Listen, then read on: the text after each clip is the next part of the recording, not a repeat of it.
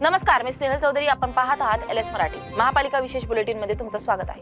ठाकरे बंधूंची युती जाहीर झाल्यानंतरही काही जागांवर पेच कायम आहे. या जागांबाबत अद्याप चर्चा सुरू असून मनसे अध्यक्ष राज ठाकरे स्वतः हस्तक्षेप करणार असल्याची माहिती आहे. उद्धव ठाकरेंनी या जागा मनसेला सोडाव्यात यासाठी राज ठाकरे प्रयत्नशील असतील असं सांगितलं जात आहे.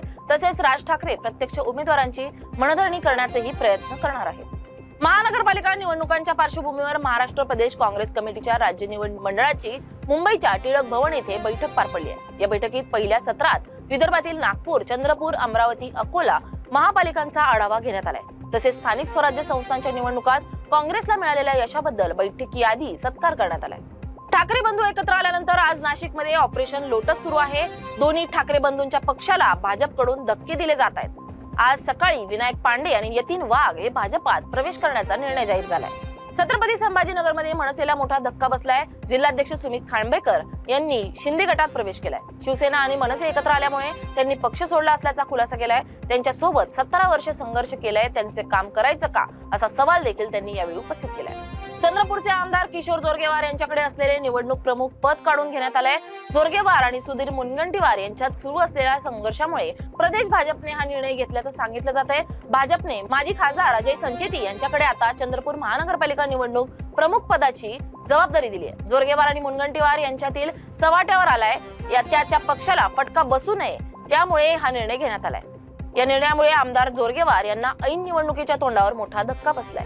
मुंबईत महापालिकेच्या आगामी निवडणुकीच्या पार्श्वभूमीवर वातावरण चांगलंच तापलं असून भाषिक मुद्दा पुन्हा एकदा केंद्रस्थानी आलाय. मुंबईत अलीकडेच उत्तर भारतीय बटोगे तो पिटोगे असं वादग्रस्त बॅनर झळकल्यानं मोठी चर्चा सुरू झाली आहे. या बॅनरवरून मनसे नेते संदीप देशपांडे यांनी जोरदार प्रतिक्रिया देत सोशल मीडियावरून भाजपवर थेट आरोप केले. मीरा भाईंदरमध्ये राष्ट्रवादी काँग्रेस पक्षाला मोठं बळ मिळालंय. भाजपचे माजी नगरसेवक नरेश पाटील आणि अमजद शेख यांच्यावर शेकडो कार्यकर्त्यांनी राष्ट्रवादीत जाहीर प्रवेश केलाय. हा पक्ष प्रवेश राष्ट्रवादीचे जिल्हाध्यक्ष प्रमोद कांबळे यांच्या नेतृत्वात आणि माजी खासदार आनंद परांजपे यांच्या प्रमुख उपस्थितीत पार पडलाय. महिला जिल्हाध्यक्ष ममता मॉरिस आणि युवक प्रदेश सरचिटणीस साजिद पटेल यांचीही यावेळी उपस्थिती होती. महानगरपालिका निवडणुकीच्या तोंडावर हा भाजपासाठी मोठा धक्का मानला जातोय. जालना महापालिका निवडणुकीत शिवसेना भाजप युतीची बोलणी जवळपास संपुष्टात आली आहे. उमेदवारी अर्ज दाखल करण्याचे 2 दिवस उलटून गेल्यानंतरही भाजपकडून कुठलाच प्रतिसाद मिळत नसल्याने अखेर अर्जुन खोतकर यांनी सिंधुदुर्गच्या धर्तीवर सर्वपक्षीय शहर विकास आघाडी स्थापन करत भाजपाला रोखण्यासाठी हालचाली सुरू केल्या.